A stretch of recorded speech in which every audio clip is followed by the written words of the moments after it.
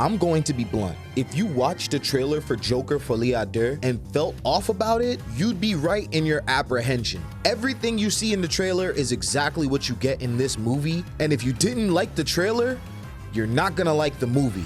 Do not watch it. The first Joker movie tackled themes of isolation and abandonment. So how does the Joker 2 even follow up on that? In this movie, Lady Gaga plays Harley Quinn, and then at some moments, it feels like the musical elements are interfering with valuable time that could be spent pushing the story along. So does Joker 2 ruin the character of Arthur Fleck that was built up in the first film? This is going to be the most honest video on the Joker 2. So if you go on Rotten Tomatoes or IMDb, people are still just as torn on the film as when it was first premiered at Venice Film Fest. Currently sitting at a 54% when the original score after Venice Film Fest was at 59%. IMDb currently has the film standing at a 5.8 out of 10 as of filming this. What in the world is going on here? Personally, I do feel like the movie was too long. I'll start with that. I'm gonna just be honest, all right? I liked this movie just as much as I liked the first one. That's not saying much because I also personally didn't put the first one in that high of a regard. There was too much music. I didn't really have a problem with the musical aspect, even though, you know, I'm not really that big of a fan of musicals, but there was a point in the film where I'm like, all right,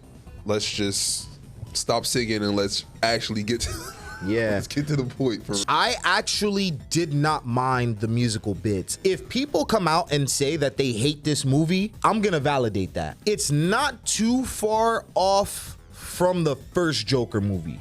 What I will say is that this sequel felt uninspired. With the way the story of Joker 1 wrapped up, I think that would have been fine. The reason why I don't mind the musical bits for this movie is because in the way that they perform their songs, I think it told a story. It's just not in the traditional sense.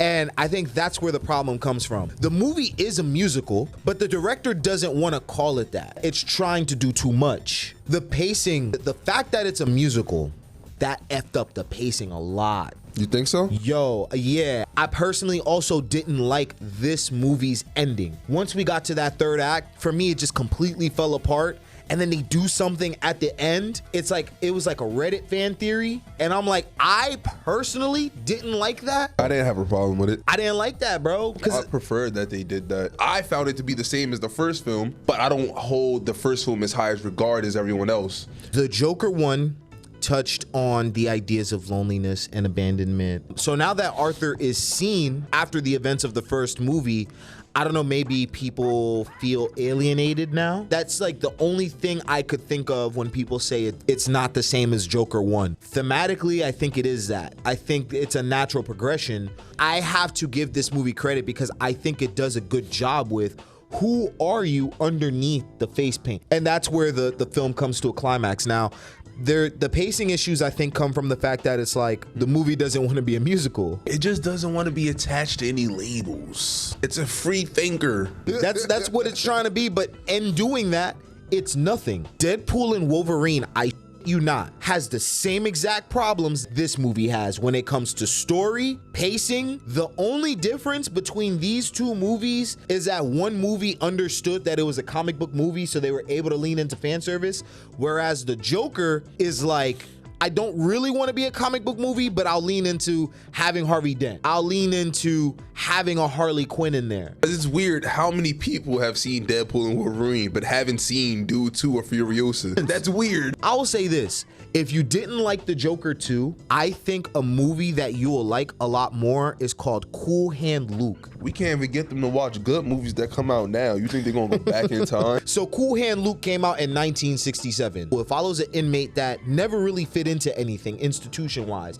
And so he makes jokes like light of every single situation. And for that reason, they use him as a source of entertainment inside the prison. It also gives them hope. The Joker 2 leans into that a little bit, where he gives hope to these inmates. You should see it out there. They're all going crazy for you. And I think that's kind of like what the first movie was doing, when it was kind of offering a spotlight to, I don't feel seen. I don't think people fully understand my situation. And so when people say this movie doesn't tap on those themes, I'll be honest with you, I almost teared up at a certain point. I think it's a natural progression on these themes. Now what happens when you feel like you're not alone? He meets Harley, who's a fan. There's a lot much deeper stuff going on with Harley too. I don't know, I guess I say all that to challenge the people that are like, hey, it doesn't follow those themes. You could dislike the movie, but I will strongly disagree with you on it not having the same themes as Joker 1. Because 100%. If anything, it goes even way deeper than that. 100%, I agree with that. I don't have much to say about Lady Gaga. I think she played her role well for what she was given. I enjoyed Gaga singing. I never had an issue with Gaga singing. I would say I only had one problem with Gaga. She know about being Harley Quinn. I like some of the Gaga songs. And the issue I had with Gaga was that her singing kind of breaks the illusion for me. Whenever Joaquin Phoenix is singing, it's more of a introspection. But once Gaga starts singing and it's not in Joaquin Phoenix's head or like a representation of his mind, it makes me feel like, kind of like what you said earlier, why are you singing right now? The reason why I like Joaquin Phoenix singing in this, even the director said this before, there is a musicality to the Joker. He's more of a dancer though. He expresses himself physically, not usually through his voice.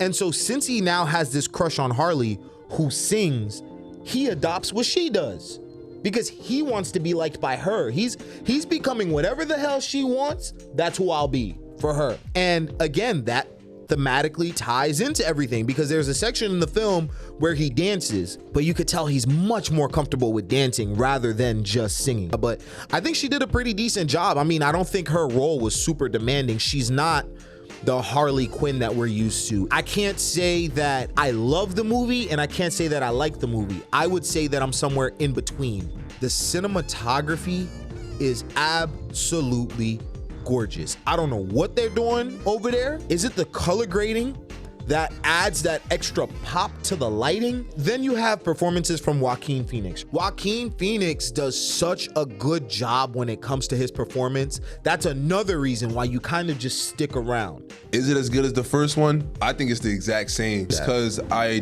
just don't really care. I enjoy them. For you guys, the audience, if you think the story for this one was bad, watch Joker 1 again. Tell me what that story was. Oh, I was gonna ask that earlier, but I was like, nah. And I'm being so honest. We like the Joker 1 because we're not supposed to like this guy. He's not supposed to be likable. And so in the way that he's captured, we like it. It's sympathetic. I don't plan on rewatching this movie anytime soon.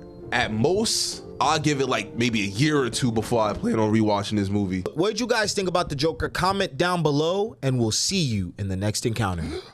Peace!